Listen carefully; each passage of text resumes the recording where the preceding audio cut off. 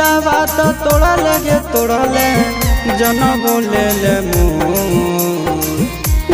तेरे कठोरा दिल तोरा तेरे